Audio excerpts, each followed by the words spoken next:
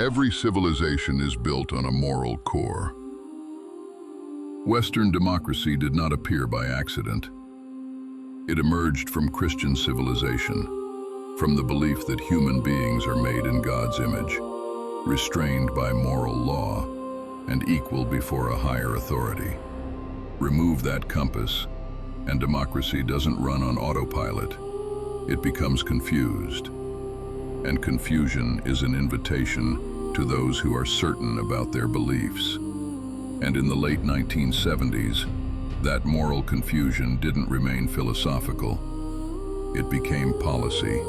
Jimmy Carter's weakness betrayed a secular ally and cleared the path for Khomeini's radical rise. That wasn't just a foreign policy error. It was the first glaring sign of a West already rotting from within.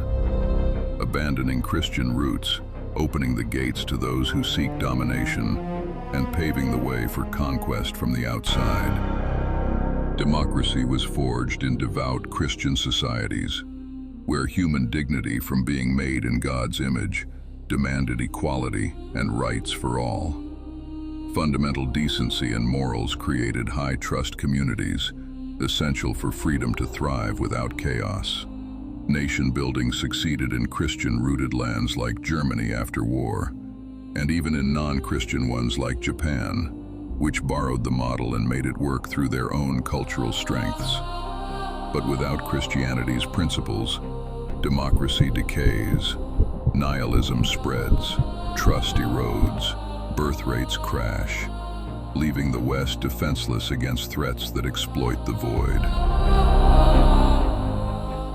Carter's administration saw the Shah as an embarrassment, his human rights record a stain on America's image. They pressured for reforms, withheld firm support as protests grew, sending mixed signals that emboldened the radicals.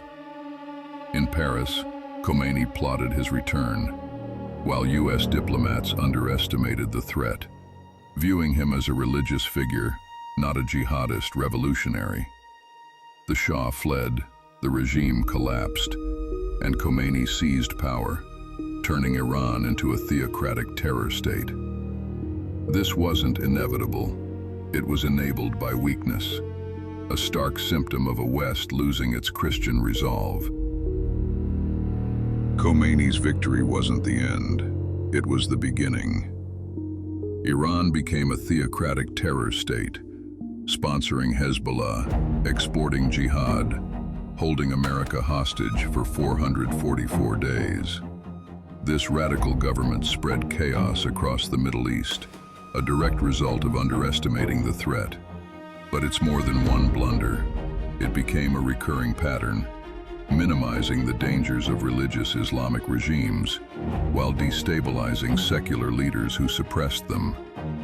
From Iran onward, the West kept prioritizing reform over stability, allowing radicals to exploit the chaos and seize power. At some point, patterns stop being debatable. They become measurable. Since 9/11, violence carried out in the name of Islam has killed civilians, likely in the millions worldwide. Not Christianity, not Judaism, not Buddhism. One religion dominates the modern record of religiously motivated killing.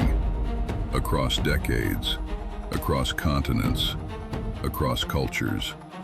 Mass casualty attacks, religious cleansing, civilians targeted as a moral act.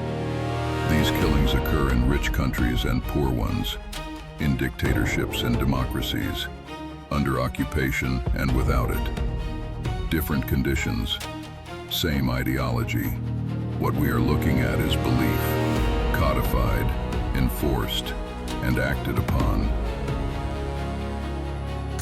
And yet, despite all of this, the West still refuses to say what it is looking at. Islam is peace.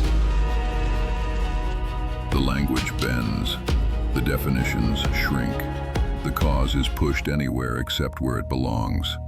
Violence becomes contextual. Belief becomes misinterpreted.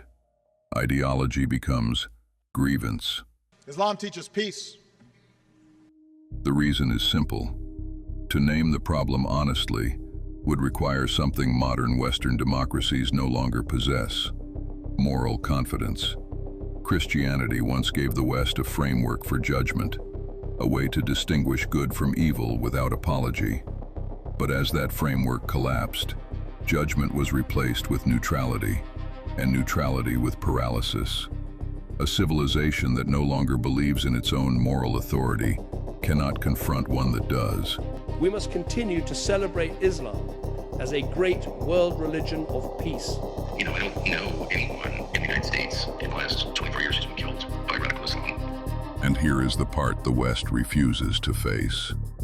The problem isn't that the threat is unclear, it's that it is unbearable.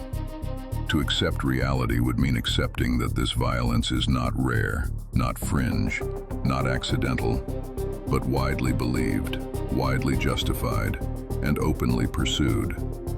It would mean admitting that millions of people are not questioning their cause, not doubting what they are doing, but certain they are right. The West refuses to face reality because it insists on treating a religious conviction as a social problem. Western social tools cannot dissolve religious certainty, because accepting that would force a conclusion the modern West does not want to reach. That this is not a misunderstanding, it is a belief system, and it means what it says. To avoid facing that terrible conclusion, the anger turns inward. Reality must not be acknowledged, so the people who speak it become the enemy.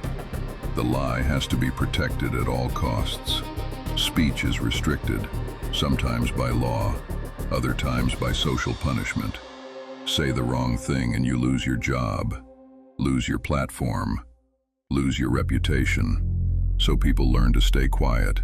They censor themselves, not because they're wrong, but because the cost of telling the truth is too high. And once that happens, everything flips. Good becomes bad. Bad becomes good. Cowardice is called compassion. Appeasement is called tolerance. This is how moral inversion takes hold. There is a war. Most people don't see it, not because it's hidden, but because speech about it is restricted. Words are flagged, topics are controlled, accounts are removed. Not because the claims are false, but because they are dangerous to acknowledge. The threat that I worry the most about vis-a-vis Europe is not Russia, it's not China, it's not any other external actor. And what I worry about is the threat from within, the retreat of Europe from some of its most fundamental values, values shared with the United States of America. So the public conversation is shaped, reality is filtered, and people are trained to avoid certain conclusions altogether.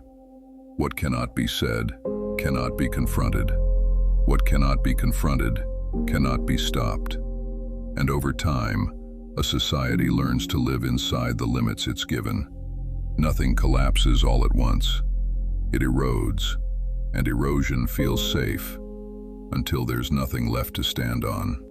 We were with the German police as they conducted early morning raids on citizens who'd been accused of hate speech, threats, and inciting violence online. In the United States, a lot of people look at this and say this is restricting free speech. It's a threat to democracy. Free speech needs boundaries.